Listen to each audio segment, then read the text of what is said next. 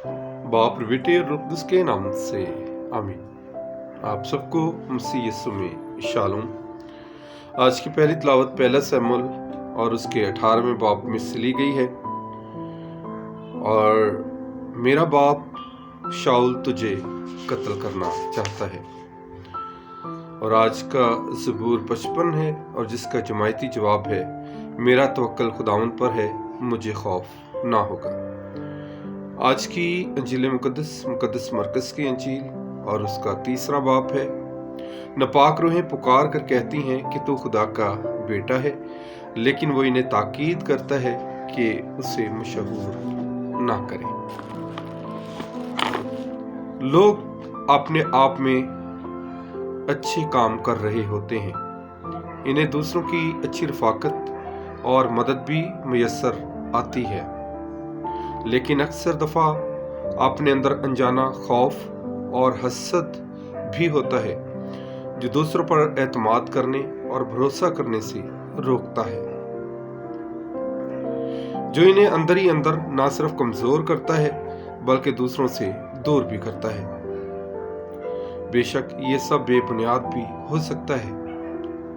फलस्तीनी को कत्ल करने के बाद जब लोगों ने दाऊद की ज्यादा तारीफ की तो शाऊल हसद से भर गया और इस खौफ में भी मुब्तला हो गया कि अब बादशाहत दाऊद के हाथ में चली जाएगी। लिहाजा वो दाऊद को कत्ल करने के दर पे हो गया। ऐसे में योनातान की दोस्ती और वकालत दाऊद की जान बख्शी का सबब हुई।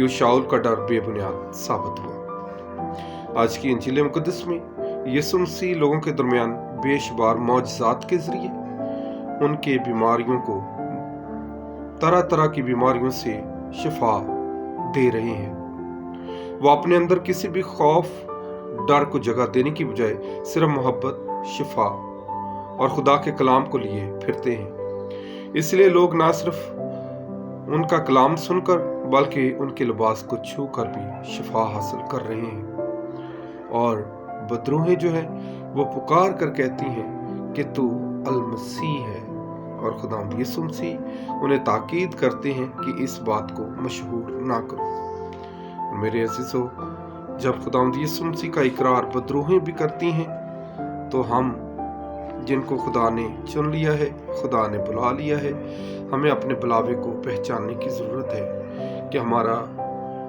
ईमान खुदा यीशु मसीह पर है। आज का दिन हम सब के लिए बाइस से बरकत हो और हम सब एक दूसरे के लिए बाइस से बरकत और बाइस से मोहब्बत साबित हो सके। मसीह खुदा हम सबको बड़ी बरकत दे। आमीन।